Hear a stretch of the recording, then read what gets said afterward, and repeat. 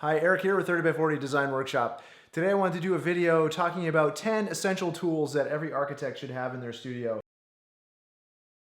And so we'll start with the essential sketchbook. The one that I like to use the most is made by Muji, and it's actually got a sort of ruled, a little sort of grid dot in the sketchbook. And that helps to, when you're sketching out floor plans, helps you with proportions. Now this one is about 6 inches wide, 9 inches deep. It's great for carrying around in your hands. If you go too small, the sketchable space is quite small, but also the way your hand sort of sits on the sketchbook isn't as convenient. So I like this size because it's portable, but it's also enough room that I can, that I can spread out into it and I can sketch on it. So this is great. It's really nice paper altogether, and it's wire bound, and so that makes it easy to flip. Now, the second question that I'm asked a lot is, what pen are you using to sketch on trace in your videos? And these are Pentel sign pens, and they're felt nib. They're super affordable. And you can see as I hold this up, it has a thick felt nib here. And what happens is, as you're sketching on this, it's a great thing to sketch with because you can go from a really fat line to quite a thin line here. And it's great for really outlining building volumes. It's great for creating shadow and shade because you can get all of these sort of line weights out of it. You can use it for cross hatching, and it's really great ink quality. So love that. Now, next tip, next tool that I use all the time, and almost every architect will know this already, is tracing paper. So you'll see this in a lot of architects' hands, and the reason we use this is because we can begin to layer on ideas. So as we're sketching out designs here, we can look at different options as they overlay on a floor plan here, and sketch out different ideas and layer on options. Okay, so what if this becomes completely solid here? What does that mean? And how can we take this and reinforce that? So you can see that this layering and the transparency of the trace has lots of value here. You can quickly run through options and then just simply recycle what you don't need. So trace is huge. I like the 12-inch roll here. This is a 12-inch roll. They make it in 12, 18, 24, actually even up to 36, I believe. But the 12-inch roll is nice and manageable. Works with 8.5 by 11 sheets. It's something you can have on your studio desk quite easily. And you can file the sketches away as notes. Now, as we move on from sketching our ideas and thinking about them in three-dimensional forms, I like to use these Froebel blocks, and these come in many different sizes and shapes. These are the cubes. These are the ones that I use the most often. You can purchase these on Amazon as sets. They also come with sort of curvilinear figures as well. I find those less useful because I just use these to diagram things or come up with sort of conceptual designs, conceptual massings quite easily. And what's nice is, you can use them as ordering systems, proportioning systems.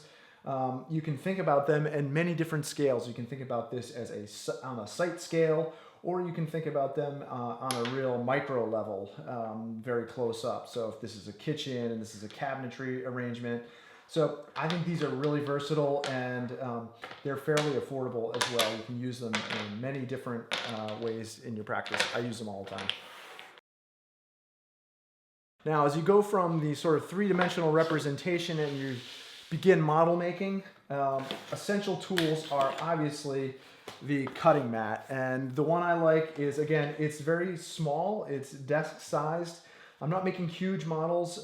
Larger cuts are being done on the laser cutter. Here, if I'm making simple, smaller cuts, this mat, which is roughly 16 by 10, is a great size. It's made by Alvin, and then there's two sides, so you can use one side as a sort of messy side, as I do here, and another as a more finished cutting side. So if you get hot glue marks on one side and burn holes and things like that, which you often will on these, you always have a clean side that's better for more finished cuts. So love this Alvin cutting mat. Now to do your cutting, this is my knife of choice. I've had this since I was an architecture student and it's lasted forever. This is the OLFA L-2. It has the snap blades. And I like the large blade rather than using the small X-Acto blades. I use this even for really fine cuts. It's got a lot of heft to it, so it's great in your hand. And you can make very precise cuts with this, even though it's got a really large blade. So a lot of leverage behind it. And obviously, you want to get your pack of blades that go with it. This is the 18mm size. It fits in the L2. I prefer to get the OLFA blades because I think they stay sharper a lot longer. Now to do your cutting, I use this tool, which is, my grandfather was a machinist, and so I have a lot of his old tools. And this was a toolmaker's knife edge. It's a straight edge here. And so this is great for holding and making cuts. Now, the one disadvantage to this, and the reason that I wouldn't recommend everyone run out and get one of these, even though I love the heft and the feel of this stainless steel edge, is that you can slip. And so here, the corked-backed ruler is super important.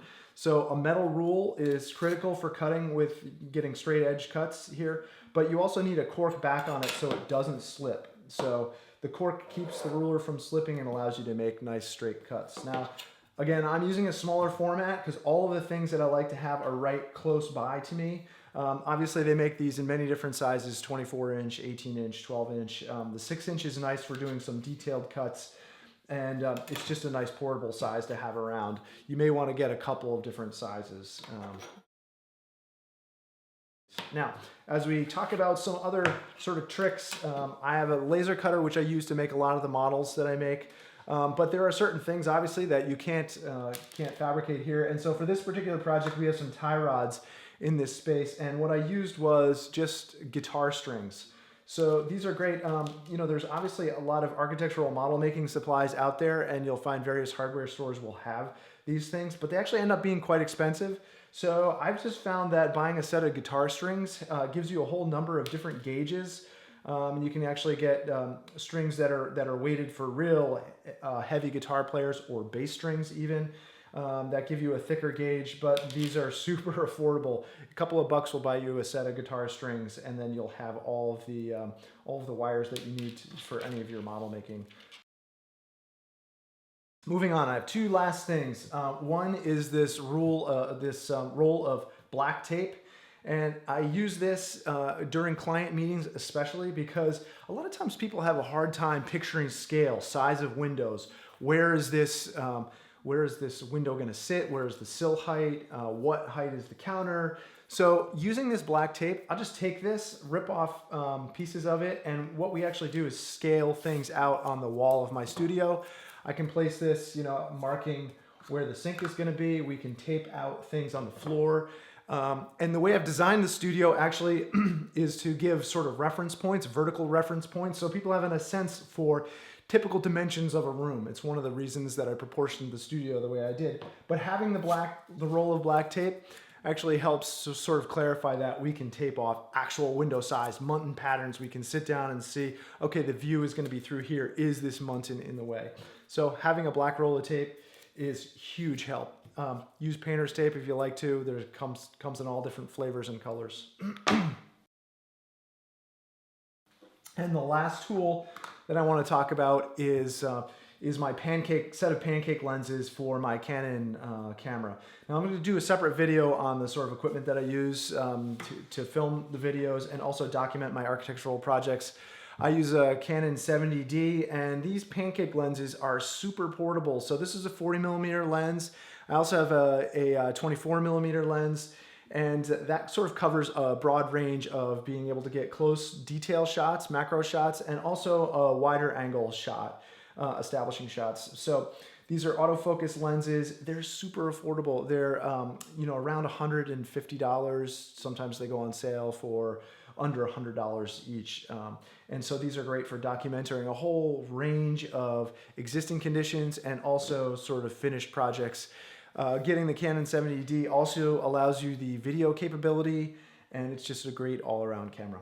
So these are a collection of the tools that I use all the time. Of course, there are more, and I'll plan to do future videos on very specific things that I use in my practice. All right, hope you enjoyed. Thanks. Bye-bye.